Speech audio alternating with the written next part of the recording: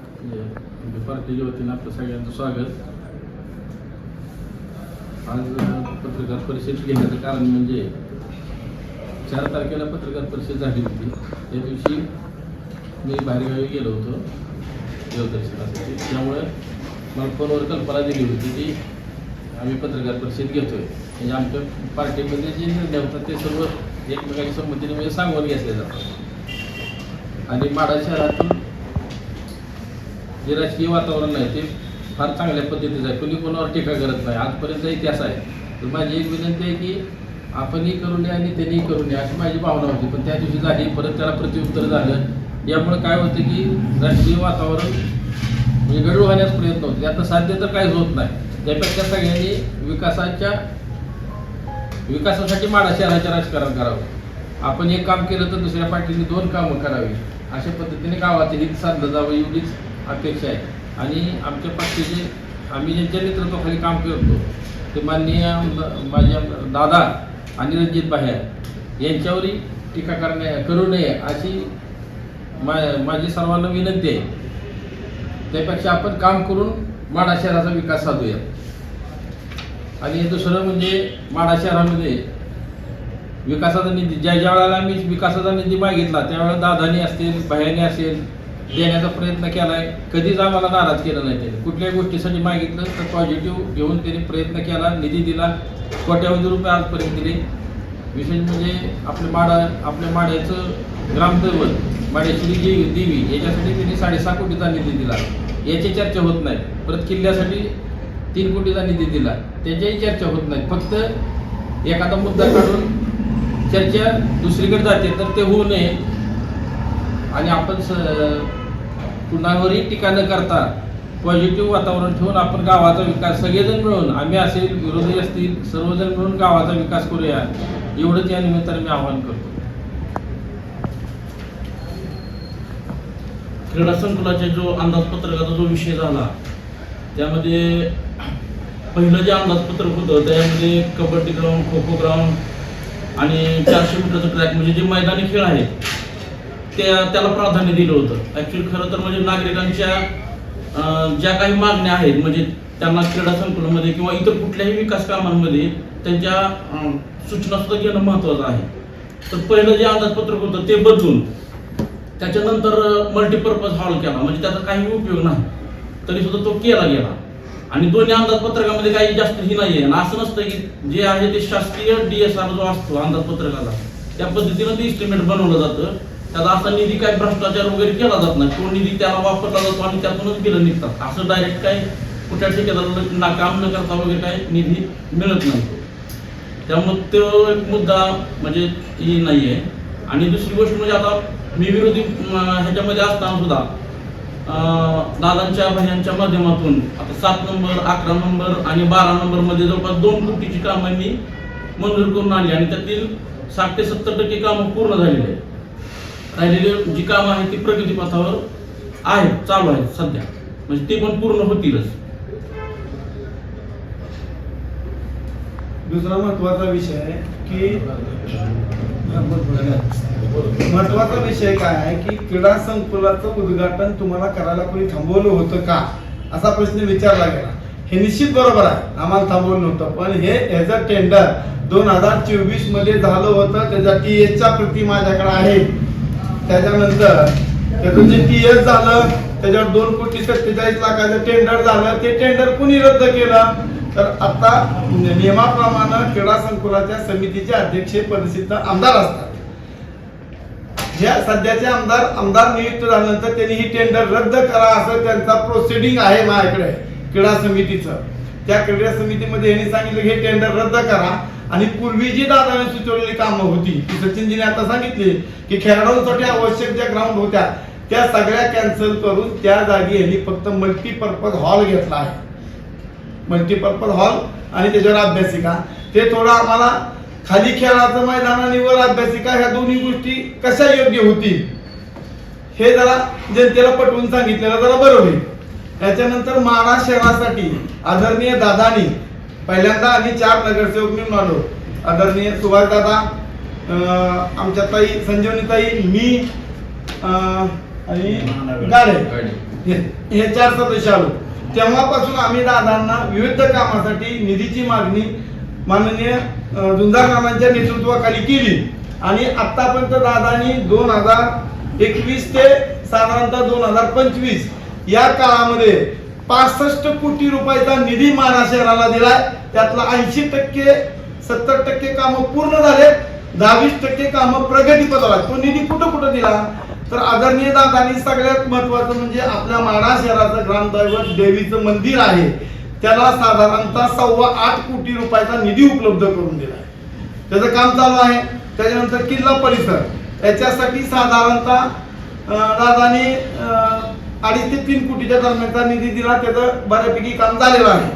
त्यानंतर माढ्याच्या नगरपंचायतच्या ज्या काही मागण्या होत्या, नगरपंचायतच्या मधून लोकांच्या अडचणी होत्या, त्याचे प्रस्ताव आम्ही दादांना दिले. त्यासाठी साधारणतः 22 कोटी रुपये दादांनी मी नगरसेवक झाल्यापासून नगरपंचायतीच्या माध्यमातून माढा शहरात कामं केलेली आहेत. त्याच्यानंतर शाळा व्यवस्थापन समिती शाळेच्या विविध कामासाठी दादांनी साधारणतः 1 कोटीच्या आसपास निधी, जिल्हा परिषद असतील, आमदार फंड असेल, इव्हन रणजित यांच्या वैयक्तिक स्वतःच्या खर्चातून 1 लाखापर्यंत तिथं 1500 दिलं रणजित यांनी. हे मुलींच्या शाळेसाठी दिलेलं आहे, दादाला माहिती आहे. त्याच्यानंतर प्रशासकीय कार्यालय, जिथं सरकारी कार्यालय सगळे एकत्रित आणायचे अशा प्रशासकीय कार्यालयाला 15 कोटी रुपयाचा निधी दादाने दिला. तिथं तहसीलचं बांधकाम चालू आहे, तोही त्यातच आहे. एकूण माढा शहरमध्ये साधारणतः 65 ते 67 कोटी रुपयाच्या दरम्यानचा निधी दादानी आम्ही नगरसेवक झाल्यानंतर माढा शहराला प्राप्त करून दिला आहे आणि त्याची कामं पूर्णत्वास आहे. दुसरी गोष्ट, माढा शहरामध्ये आमदार फंड किंवा इतर विविध फंडातून जी कामं पूर्वी झालेत त्याची आम्ही फारशी कधी चर्चा केली नव्हती किंवा सांगितलं नव्हतं. त्यापैकी बऱ्यापैकी जी कामं आहेत ती सगळी पूर्णत्वास आले आहेत. मंगळपेठेतलं विठ्ठल मंदिर असेल दत्ताकाका, तिथं आमदार फंडातून दिलंय. लिंगायत समाजाचं मठ असेल तिथं आमदार फंडातून सभा मंडप दिलाय. त्यानंतर जिल्हा परिषद शाळेमध्ये पाण्याची अडचण होती, तिथं बोर आणि मोटर दिली दादा मुलींच्या शाळेमध्ये, दिली. बरोबर, त्यांची मागणी होती त्याप्रमाणे त्यांना एक दिली होती. त्यानंतर खासदार फंडातून पैसे असतील जे कॉम्प्युटरनी हे दिलं, उर्दू शाळेला कॉम्प्युटर दिले, रयत शिक्षण संस्थेला कॉम्प्युटर दिले. ह्याच्या याद्या पूर्णपणे आमच्याकडे आहे. आतापर्यंत आम्ही लोकप्रतिनिधी म्हणजे आम्ही निवडून आल्यानंतर दादांना जे ज्या गोष्टी गावातनं आम्हाला मागण्या आल्या, शाळेत असू द्या, मंदिराच्या असू द्या, दिले. 1 नंबर शाळेलाही 7 लाख रुपये त्याची यादीच आहे टोटल. तर ह्या सगळ्या निधी आम्ही दादांना लोकांनी आमच्या कानावर घातल्यानंतर आम्ही मागितले आणि कधी नव्हे तो एवढा निधी माढा शहराला दादाच्या माध्यमातून माननीय झुंजार नाना भांगे व रणजित शिंदे यांनीच मंजूर करून घेण्याचं श्रेय ह्या दोघांचं आहे दादांकडनं. कारण आम्ही त्यांच्या कानावर घालतो आणि वरिष्ठांच्या कानावर घालून एवढे फंड्स माढा शहराला आतापर्यंत ह्याच्या आधी कधी मिळालेले नाहीत. एवढंच मला सांगायचं. त्यानंतर महत्वाचा मुद्दा म्हणजे रणजित भाईंवर जी टीका केली गेली की दादांना साता समुद्रात पलीकडे ठेवलं वर्ष झालं वगैरे, तर त्याचा मुद्दा असा आहे की दादांवर शस्त्रक्रिया करणं हे गरजेचं होतं. त्यासाठी डॉक्टर पळकर साहेबांनी जो सांगितलं होतं बेंगलोरला ऑपरेशन करायचं ठरलं होतं, परंतु तिथला जो सक्सेस रेट आहे तो 99% होता आणि अमेरिकेचा 100% होता. तर शिंदे कुटुंबियांनी त्यांनी हा निर्णय घेतला की आपण अमेरिकेमध्ये ही शस्त्रक्रिया करावी आणि त्यांनी भैया तिथं स्वतः 6 महिने त्यांनी सेवा केली दादांची आणि डॉक्टर पावले साहेबांच्या ह्याच्याने ते ऑपरेशन पण यशस्वी झालं. त्यामुळं असं नाही की आई वडिलांची सेवा करण्याचं पुण्य हे ठराविक लोकांनाच मिळतं, सर्वांना त्याचं श्रेय म्हणजे ही नाही आहे. आणि भैयानी खरंच त्यांची दादांची तिथं राहून सेवा केलेली आहे. विकास कामावर तर आता सगळी बोलतच आले ते, पण विकास कामाच्या पलीकडे जाऊन मला थोडं वेगळंच बोलायचंय. माढा शहरातलं बुबनदादाच्या विरोधातले कार्य आता नेते मंडळी बोलतात की माढा शहरातले आम्ही खांद्याला खांदा लावून माढा शहराच्या विकासासाठी काम करू. खांद्याला खांदाच काय, पण 20 वर्षाला ताटाला ताट लावून जेवते तरी माढा शहरात कुठेही विकास दिसून आलेला नाही. दुसरा मुद्दा एक असा आहे की ही जी नेते मंडळी आहेत ना आता जी दादाच्या विरोधात बोलतात किंवा दादाच्या खालच्या पातळीवर जाऊन टीका करतात, ही एक रस्त्याच्या कडेला पडलेली दगड होती. त्याला दादाने सिंदूर फासून त्यांना देवाचं स्वरूप आणून दिलं. ती लोक आज दादावर इतक्या खालच्या पातळीवर जाऊन बोलतात. त्यामुळं आम्हाला त्यांचा जे बोलतात त्यांचा आम्ही जाहीर निषेध करतो इथं. तिसरी गोष्ट अशी आहे की ह्यांचा सिंदूर पण लावलेला सिंदूर निघून गेलेला आहे सगळा आणि आता होती तिथं जाऊन दगड पडलेली आहे ती होऊन. त्यामुळे ही अशी भकल्यासारखं वायपल्लग्रस्त होऊन अशी नेत्यावर टीका करायला लागली ती. तर ह्यांचा मी इथं जाहीर निषेध करतो. महाराष्ट्रातलं असं एकमेव उदाहरण आहे क्रीडा संकुलावर अभ्यासिकाचे निर्माण करण्याचा मोठा प्रयोग या आमदार महोदयांनी केलेला आहे, चालू आमदारांनी. तिथं ग्राउंडवर खेळाचं प्रशिक्षण घ्यायचं का अभ्यासिका चालवायची हा मोठा प्रश्न आहे. कारण खेळाच्या या ठिकाणी अभ्यासिका चालूच शकत नाही. त्यासाठी स्वतंत्र अशी व्यवस्था अभ्यासिकाची आमदार बबनदादा शिंदे यांच्या मार्गदर्शनाखाली पुढील भविष्यात केली जाईल. या ठिकाणी क्रीडा संकुलाबाबत जे आंदोलन करता जो म्हणलं जातं तो मी दिनेश गाडेकर की क्रीडा संकुलाचं जन आंदोलन हे माझ्या विचारातून किंवा गावकऱ्यांच्या विचारातून ते चालू झालं. तर त्याबाबत मला असं क्रीडा संकुलाचा जो इतिहास आहे तो मला या ठिकाणी सांगायचा आहे. क्रीडा संकुलनची मंजुरी 2004 ते 2005 दरम्यान झाली आणि त्याचे अध्यक्ष आदरणीय दादांच्या नेतृत्वाखाली हे क्रीडा संकुलन मानक मंजूर झालं. विषय असा होता की क्रीडा संकुलन ज्यावेळेस मंजूर झालं त्यावेळेस त्या क्रीडा संकुलनामध्ये जनआंदोलन करत असताना मी माहितीच्या अधिकाऱ्यांनी माहिती मागवली की क्रीडा संकुलनाचा विषय क्रीडा संकुलन का होत नाही. तर क्रीडा संकुलनाचा विषय असा होता की गट क्रमांक 533 मध्ये 342 लोकांना घरकुलं दिलती. त्यामुळं माडा क्रीडा संकुलनाला जागा हस्तांतरित होत नव्हती. तर ते जागा हस्तांतरित करण्याचं काम आदरणीय दादांनी पण यामध्ये मदत केली की जे म्हणलं जातं की क्रीडा संकुलन दादांनी थांबवलं किंवा कुरवड्याला नेण्याचा प्रयत्न केला, तर तसं काही नाही.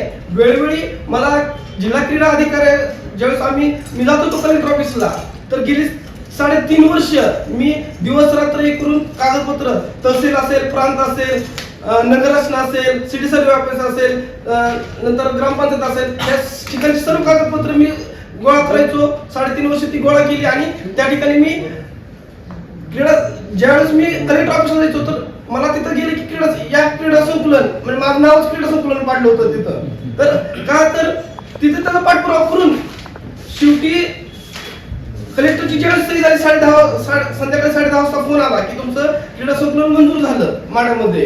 तर याच्यामध्ये दादांनी ज्यावेळेस मला जागा 342 घरकुलं रद्द करायची होती ज्यावेळेस मला अडचण यायची त्यावेळेस मी दादांकडे जायचो, दादा मला सहकार्य करायचे. त्यामुळे असं म्हणलं जातं की दादांनी पण ह्याच्यामध्ये सहकार्य केलं नाही. असं कधीच नाही झालं की दादांनी क्रीडा संकुलन तिकडे न्यायचा प्रयत्न केला. फक्त क्रीडा संकुलन का थांबलं होतं तर त्याला जे क्रीडा संकुलाला जागा पाहिजे होती, घरकुलं रद्द करायची होती, ती प्रोसेस होत नव्हती म्हणून क्रीडा संकुलाला विलंब झाला आणि ते क्रीडा संकुलन पूर्ण करण्याचं काम प्रोसेस मी प्रशासनाच्या माध्यमातून ती मी पूर्ण करण्याचा प्रयत्न केला. आणि त्यानंतर दादांनी ज्यावेळेस क्रीडा संकुलनासाठी 50 लाख पहिला निधी दादांनी दिला, जे कंपाऊंड झालं आणि आतमध्ये जे बांधकाम झालं ते दादाच्या निधीतून झालं. म्हणजे 50 लाख रुपये क्रीडा संकुलनाची जागा हस्तांतरित झाली त्यावेळेस दादांनी पहिल्या टप्प्यामध्ये 50 लाखाचा निधी देऊन कंपाऊंड आणि आतमध्ये काम त्या ठिकाणी करून घेतलं.